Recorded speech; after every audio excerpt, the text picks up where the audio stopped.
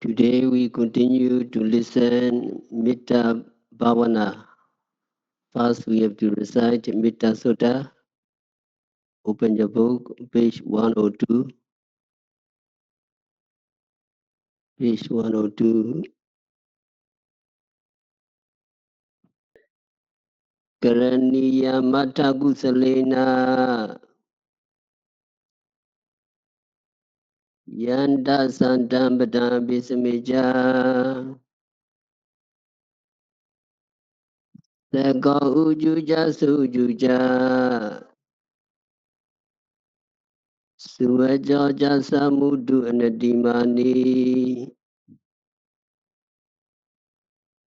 Santo Sagoja Suvaroja Apage Georgia San Luga Wodi Santendriya Nibagoja Apaga Bogu Lisana Nugedo. Recite together.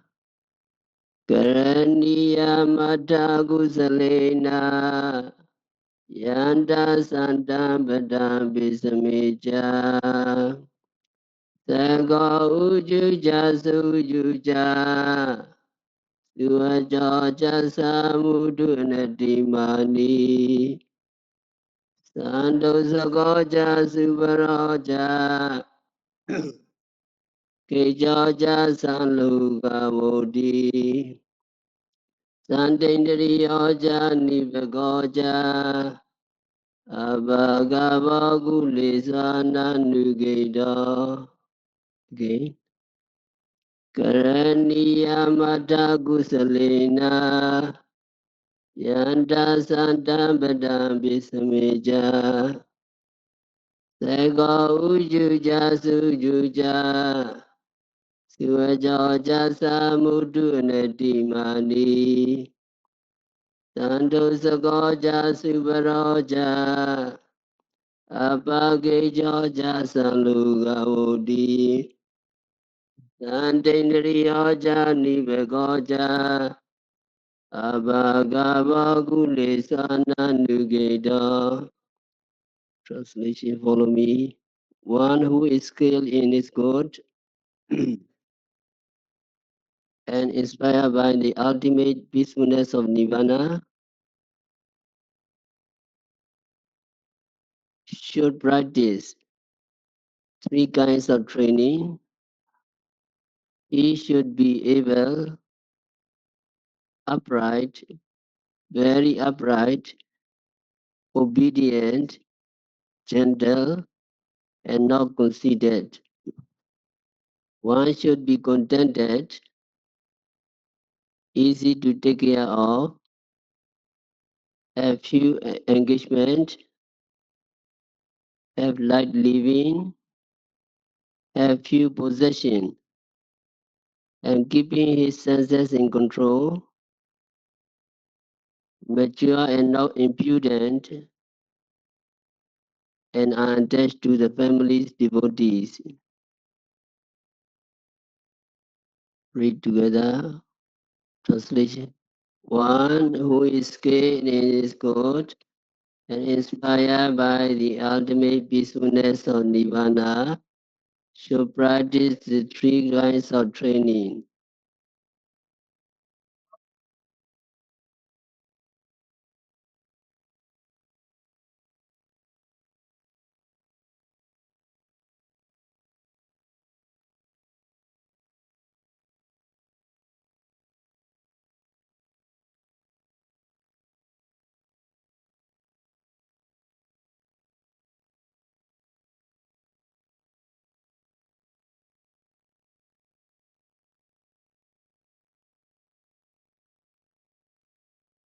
Again, recite from the beginning, page 101, Pali first. Recite together. Yasa nubhava doyaka nevada sindhi visanam Yami Jeva Nuyo Jando Ratendi Wamatandito Sivedi Sotoja Pabangeji Nabasati Ewa Madi Gunu Bedam Redan Damana Mahe Karaniya Mata Gusalena Yanda Santa Bada Besameja Saka Ujuja Sujuja Suvajoja Samudu Anatimani Santo Sagoja Recording in progress. Abhage Joja Sanloga Vodi Santendriyoja Nibegoja Abhagavagule Sananugeda. Again Pali. Yasanuavato Yeka Dasindi Visana Yami Jeva Nuyonjanda Ratendi Wamatandida Kansiveti Sotoja Abangejina Basati Ewa Madi Gunu Beda Reda Damana Mahe Araniya Mata Gusalena Yanda Santa Bada Saka Ujuja Sujuja Yuvajoja Samudu Anadimani Santa Sagoja Sivaroja Joja Sanloga Vodi Santendriyoja Nibegoja Abhagavagule Sananugeda.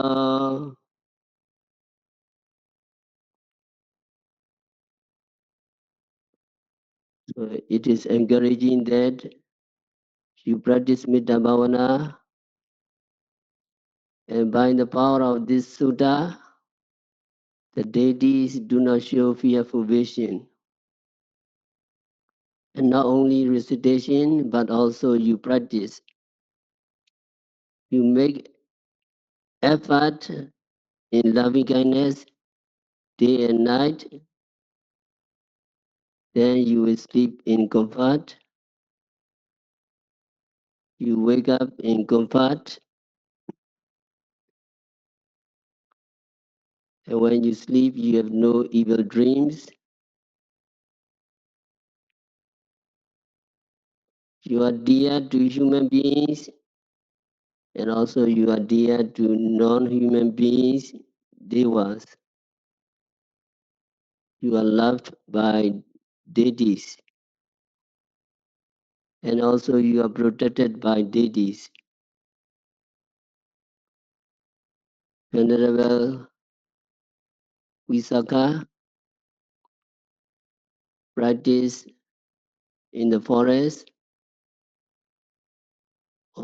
at the Chitala mountains. So he stayed for only 4 months in each places to reach there. The mountain deities appeared and directed him, pointing the hand towards the Chitala mountains. And after staying for that place for 4 months, he was about to leave.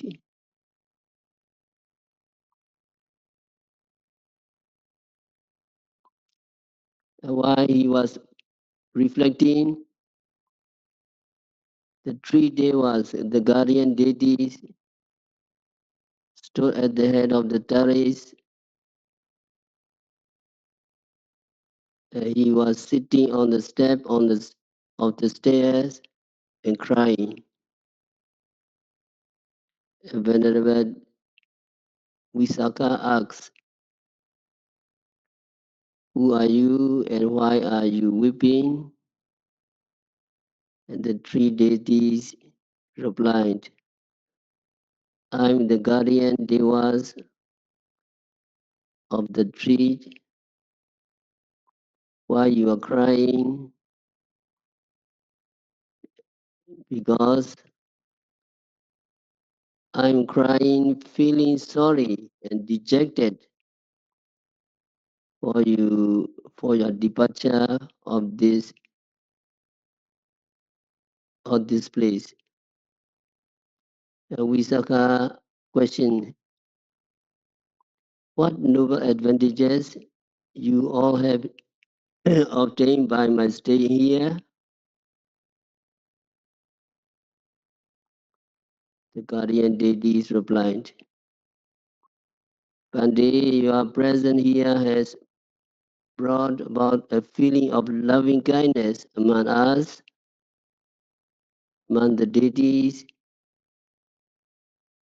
And if you are going to leave this place,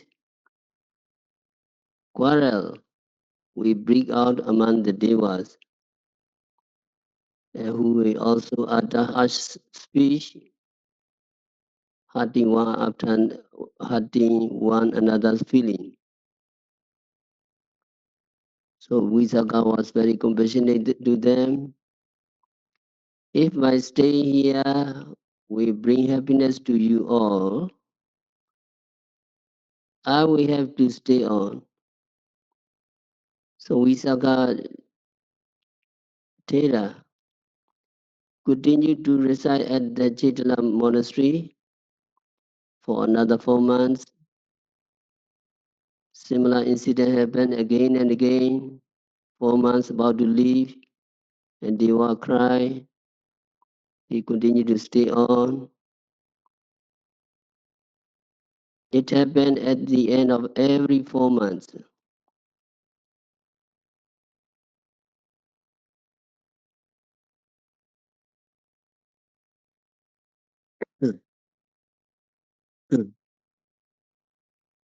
So he stayed there until he became Arahant. So that is the qualities of the Mettā Bhāvanā. You are loved by deities and you are respected by the devas. Hmm. Another one is Devata Rakanti. Protection is given by the deities.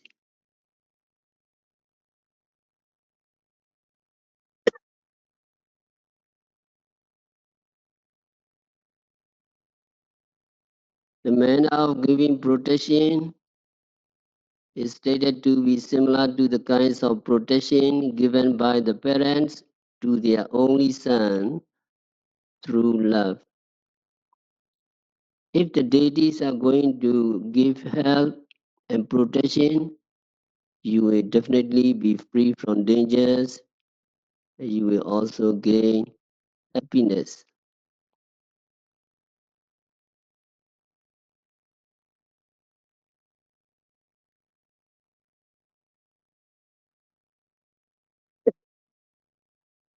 The person, the person who is developing Mettā, either fire or poison or weapons,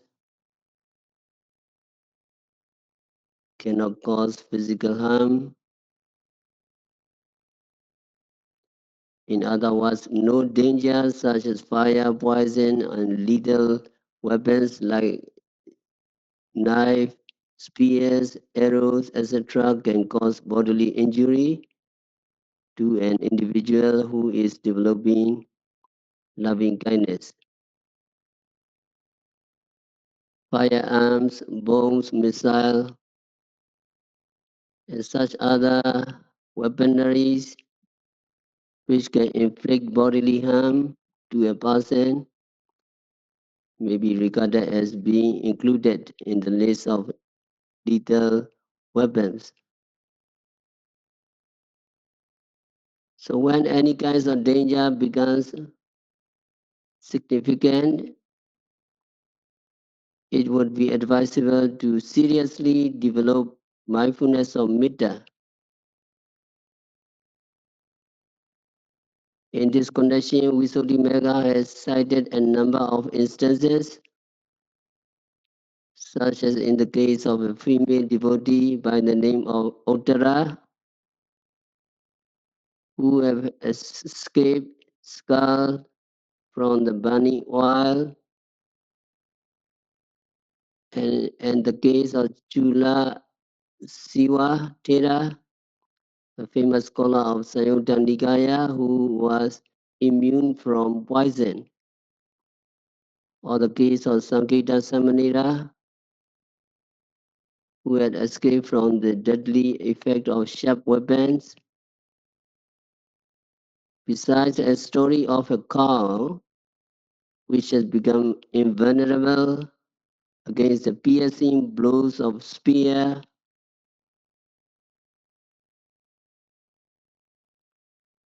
At one time, a cow, mother cow, was feeding an infant calf.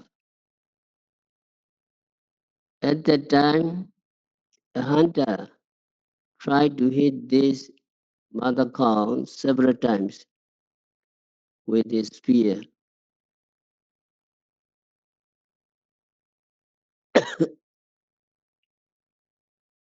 However, every time the sharp-pointed spear had struck the body of the mother cow, when plunged, the pointed edge of the spear twisted.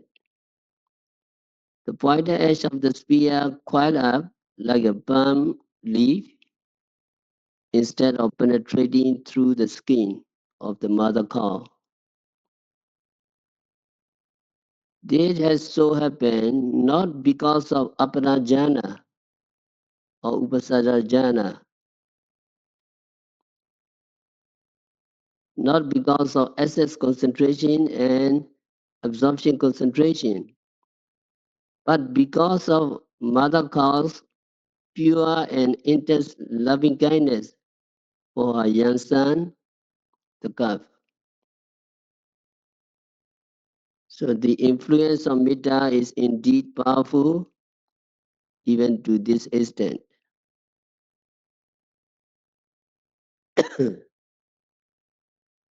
Among these stories, the one relating to Uttara is quite outstanding as it is contained in Dhammapada.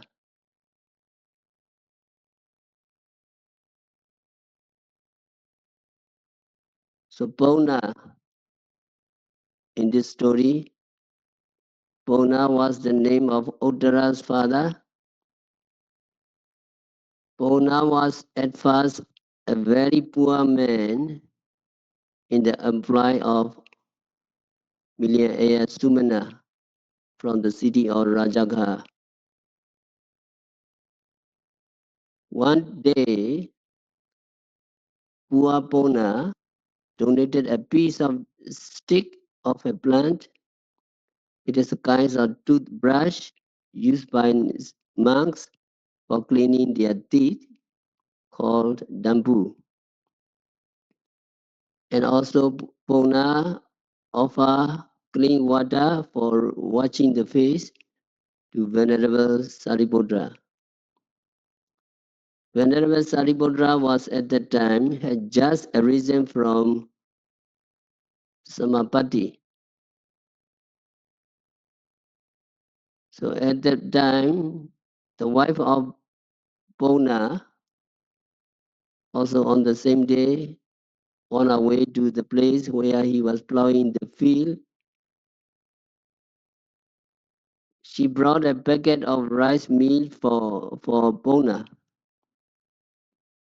And the wife came across Venerable Sariputta. So with an overwhelming generosity at the sight of the Venerable Sariputta, the wife offered the packet of rice meal to the Arahant Sariputta Now, after offering the rice to the Venerable Sariputta, Puna have nothing to eat. For the whole day he was very tired, but the wife told him she offered the rice to Venerable Sariputta,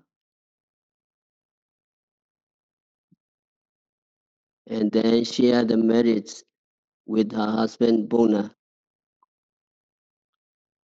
By virtue of these meritorious deeds, their charity is very pure, and the requisites are very pure, and they have very clean mind, and they are very saddha in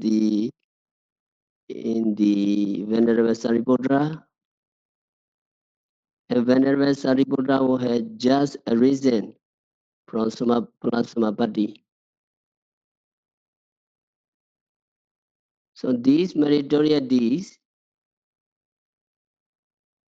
are very favorable,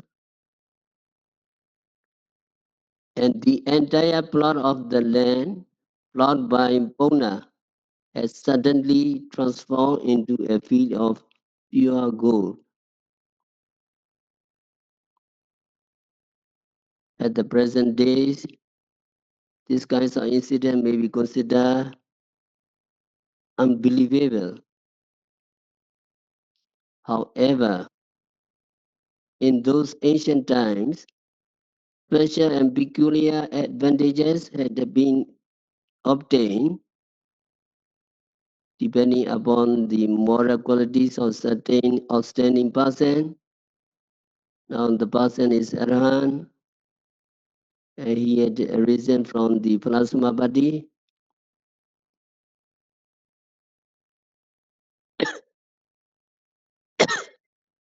And whenever Sariputta had possessed special noble attributes, there is reason to believe so, judging the nature of strange invention of wonderful electronic mechanical devices such as computer, missile, and AI, etc., which would ordinarily be considered unbelievable. Peculiar and astonishing happening might have occurred in the ancient days. So since his plot of cultivable land had transformed into pure solid gold, the poor Pona became fabulously rich.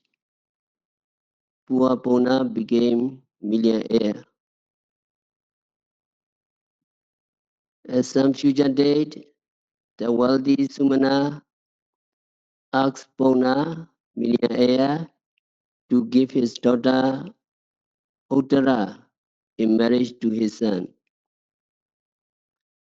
And now millionaire Pona, his wife and their daughter Uttara had already become Sotapanna. After listening to the sermon delivered by the Buddha since the time of their opening ceremony of their new residence, held immediately after Pona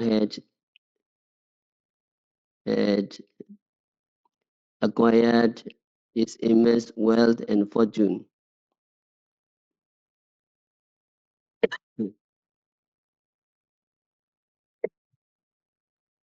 On the other hand, the whole of family of Sumana, the rich man, was of different religions,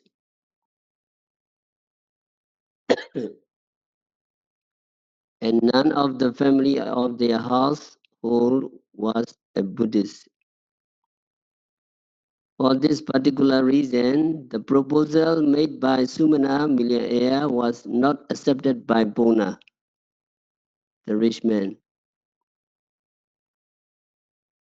And Bhāvanā was quite outspoken in telling Sumana that Sumana's son had his faith in heretical doctrine, whereas his daughter Uttara was a devout Buddhist, could not help taking her refuge in the Triple Gem, and that the proposed marriage would therefore be incompatible.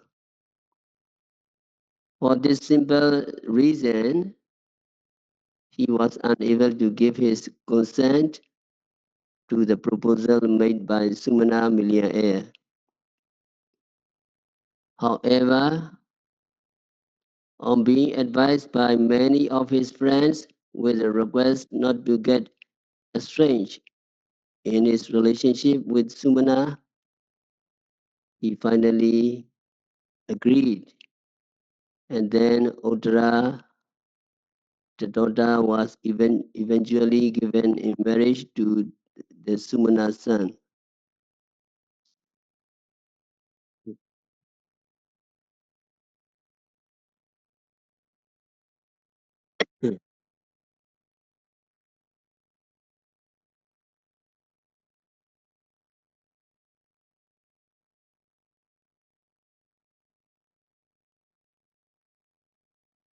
On the full moon day of rainy season, Uttara had to accompany her husband to the home of Sumana family.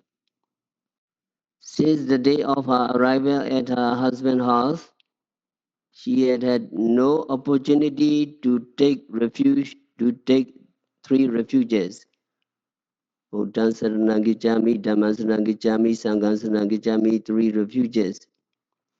And she had no opportunity to pay homage to the Buddha Dhamma Sangha. Neither had she obtained any chance to do any act of charity, dana, no opportunity to perform charity, and no opportunity to listen to the noble Dhamma.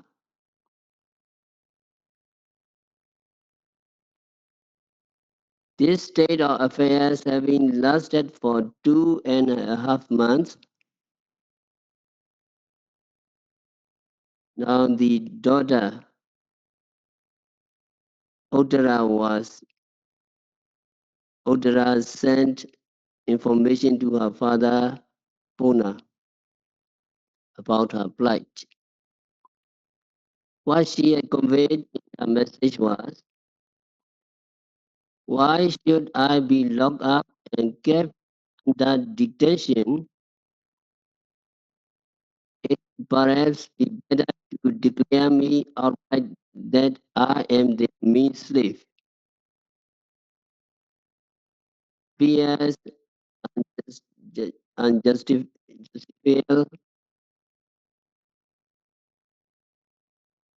to let me be tied down and married to a heretic, a man who holding a heretical view.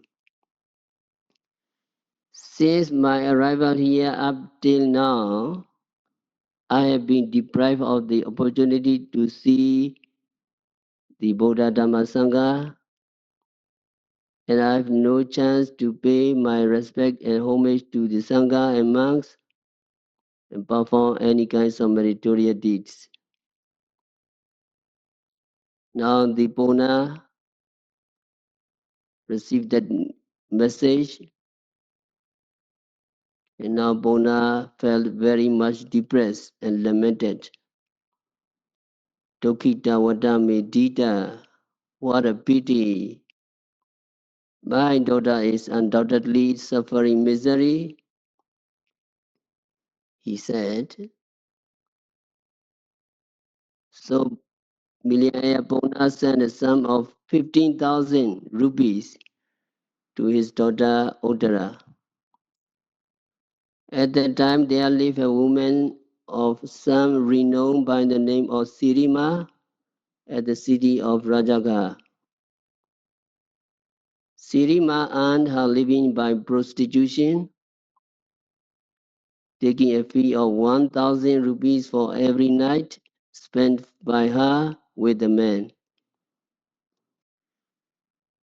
This courtesan Sirima was hired for a sum of 15,000 rupees to look after and make Uttara's husband happy for a period of 15 days. The money sent to Uttara's by her father was to enable her daughter to do meritorious deeds freely within a space of 15 days. Then she summoned Sirima, the courtesan. After consultation, Sirima agreed to be hired to Uttara's husband with the express consent of Sirima. She was taken to Uttara's husband, from whom permission was sought by Uttara that for a period of 15 days she would like to freely devote herself to perform meritorious deeds. And this Sirima would, in the meantime, look after Uttara's husband properly. So Uttara's husband was delightfully impressed with Sirima's beauty and charm, readily agreed to abide by the terms presented by Uttara.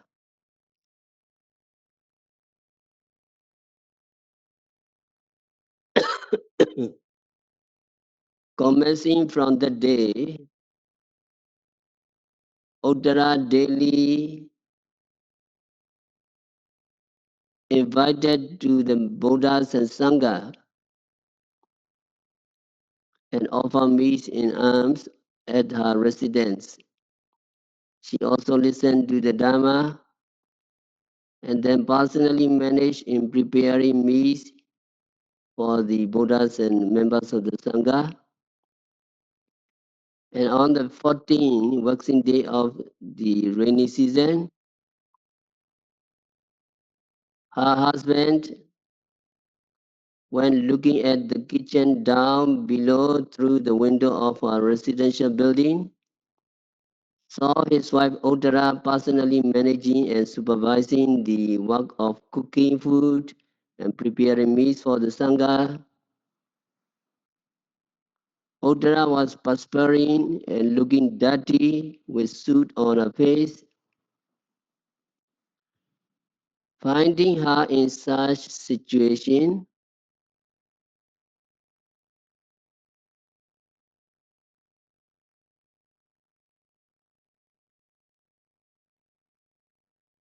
Uttara's husband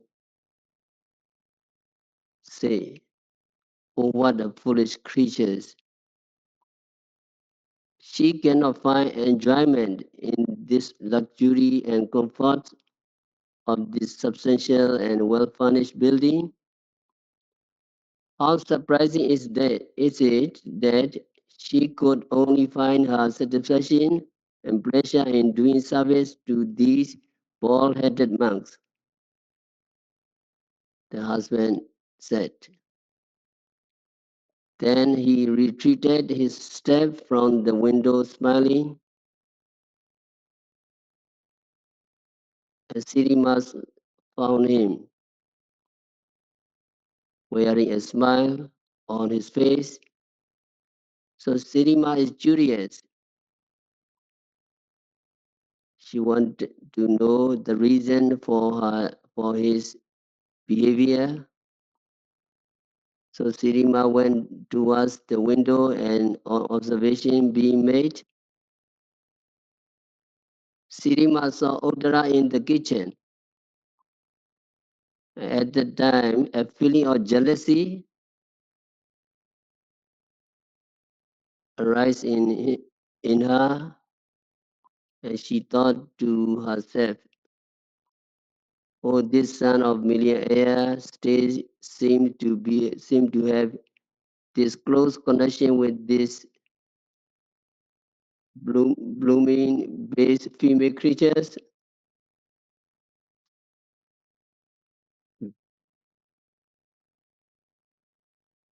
She thought in this way. She considered herself as the real landlady and the owner of the big mansion after her staying for only 15 days. In fact, Sirima had entirely forgotten that she was living in that place on hire. Nevertheless, she became envious and resentful against Uttara. Apart from that, she bore grudge against Uttara. So with her ill will to make Uttara miserable, Sirima came down the stairs, then making her way to the kitchen, she took a cup of boiling butter and went to went close to Uttara to do evil deeds. Uttara sought Sirima. The Uttara immediately reflected and began to develop a feeling of loving kindness as she made an utterance of truth. My friend Sirima had done a lot of benefits to me. The universe is comparatively narrow as compared to the walls of advantages bestowed upon me by Sirima.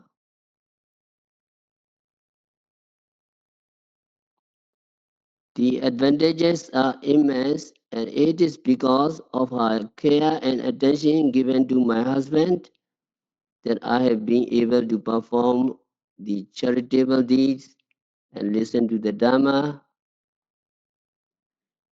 If I have harbored any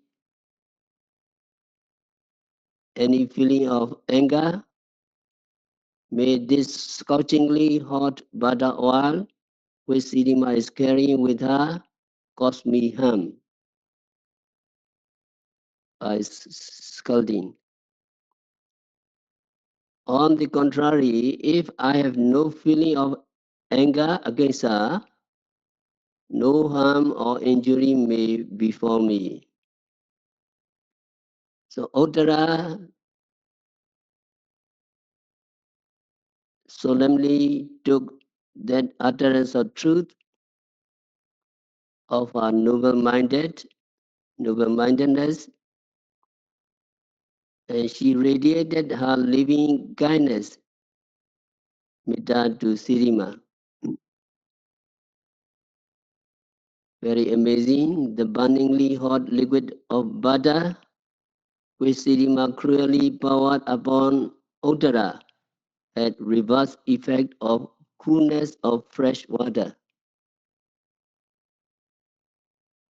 Sirima amazed. Sirima reflected, oh, maybe this cream of butter which had melted appears getting cold. So Sirima again went off and fetched another cup full of boiled hot butter from the frying pan. Finding her doing what was considered horrible, the maids attending on Uttara nearby became angry and they shouted, "Go away, you foolish bitch! Don't pour out this burning oil on our mistress Uttara." So they simultaneously threatened her and gave her beating and kicked her about.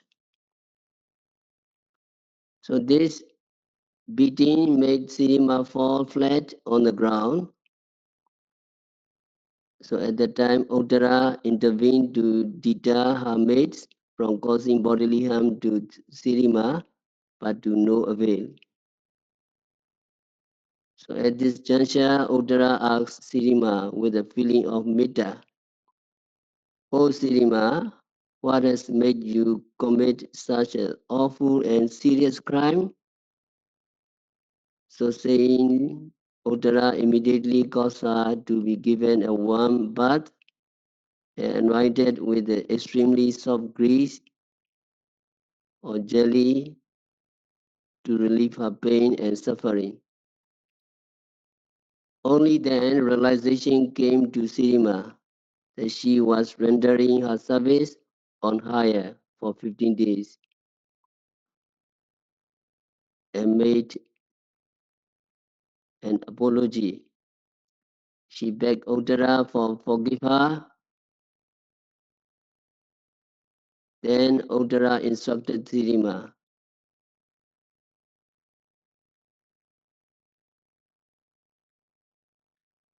"You can make apology to my father. You can beg for pardon from my father, Lord Buddha." So as arranged by Uttara, Sirima proceeded to the Buddha and his disciple Sangha, paid her obeisance and offered meat in donation and tender her apology.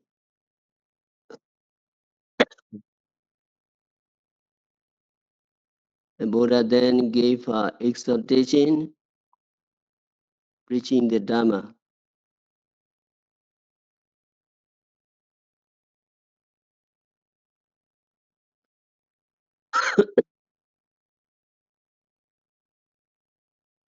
Agodena jine goda, asadon saduna jine, jine gadri yandanina, sijina ligawadina. Buddha said,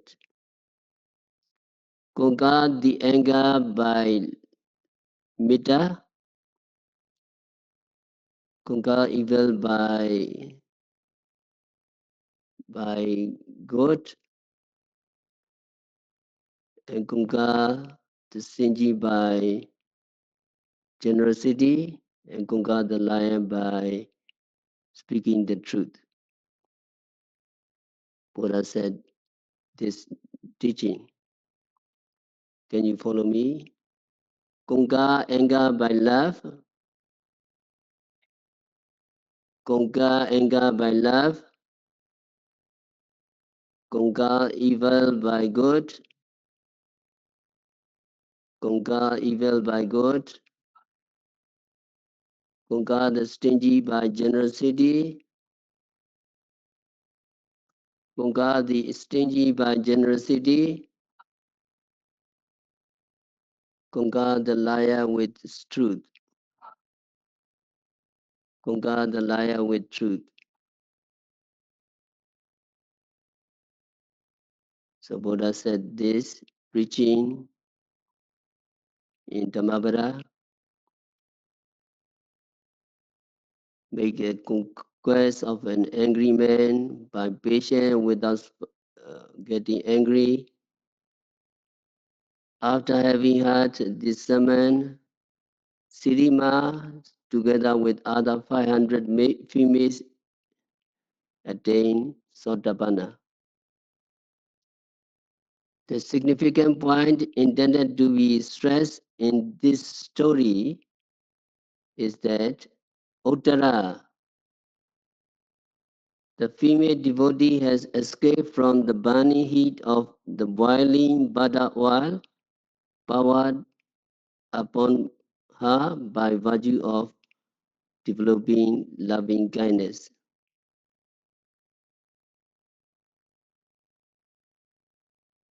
So that is the one qualities of the one benefits of the loving kindness. Another benefit is toward them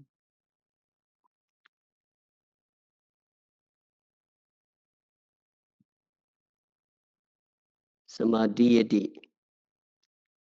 which means that your mind also quickly becomes stabilized and calm. To develop mindfulness, wishing others happy is appropriate and easy in as much as everybody is willing to gain happiness. We want peacefulness, we want happiness, and you are giving us happiness and you are giving us peacefulness. So it is very appropriate. So the mind is quickly becomes stabilized and calm when we practice Mettā Bhāvanā. So the mind is very likely to become tranquil within a short time.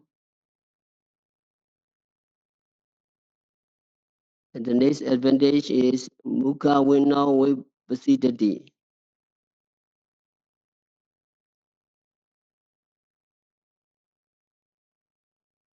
The complexion of the face can become clear.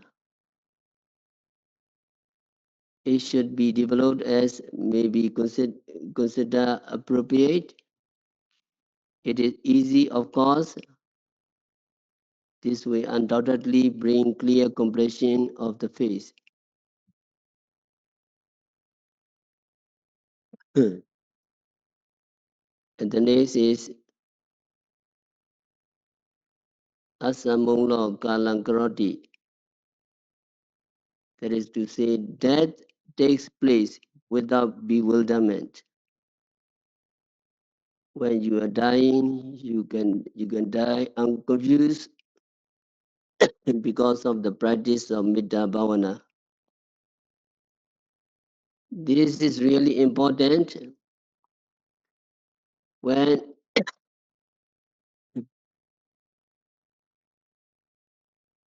person is approaching death. He or she is likely to die without being able to gain proper concentration and mindfulness because of because of very severe pain, ache, and tiredness which he or she has to suffer, or he or she is likely to pass away with a feeling of greed, anger, delusion. Many attachments are lingering, a lot of anger, and also delusion. Delusion with mistaken view, imagining all sorts of erroneous thoughts. This is how death usually comes upon a person with the mind perplexed, ridden by all kinds of entanglement. When death occurs to one in the manner, it is almost certain that he or she is destined for the four woeful states: hell, hungry ghost, animal kingdom, and asura. However, in some cases, where one is in the state of coma or semi-consciousness, the mind may impinge on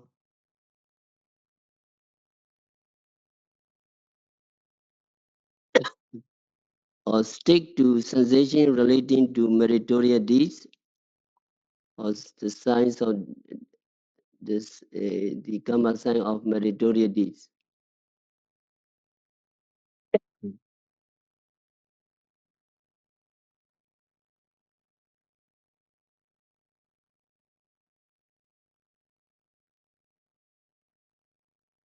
Mm.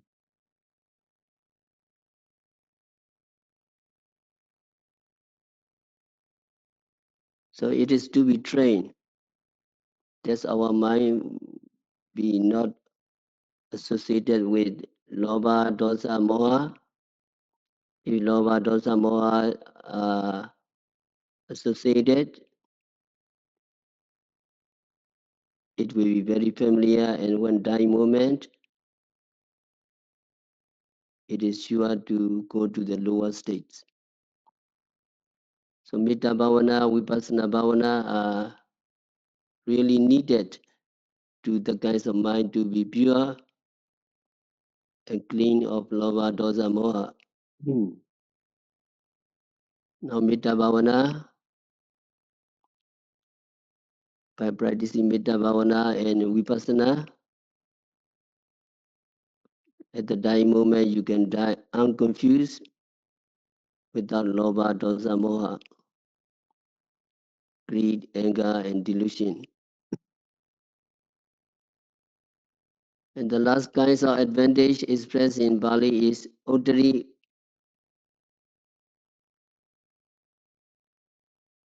Apati Vijanto. It goes to say that if Arhata Mega fruition or Arhatship is not realized,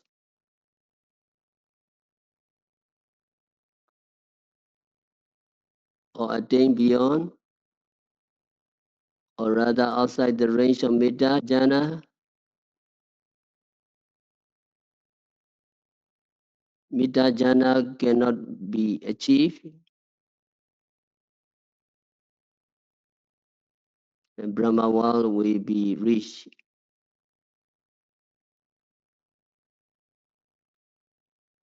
An ordinary worldling can reach the abode of Brahma if he has achieved Mettā Jhana. Sotapanna and Sagragami may be reborn in the Brahma realm. Of course, Nagami is likely to be reborn in the abode of Sudavasa, in the walls of Brahma. If jhana is not attained, and if only upachara access concentration,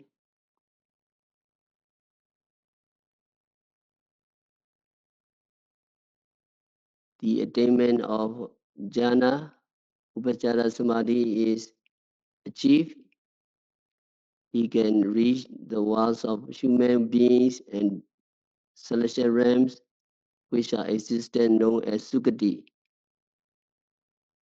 Tanijani the Brahmin had reached the Brahma world for having acquired virtue of developing Mettā within about half an hour before his death. So this is particularly worthy to note.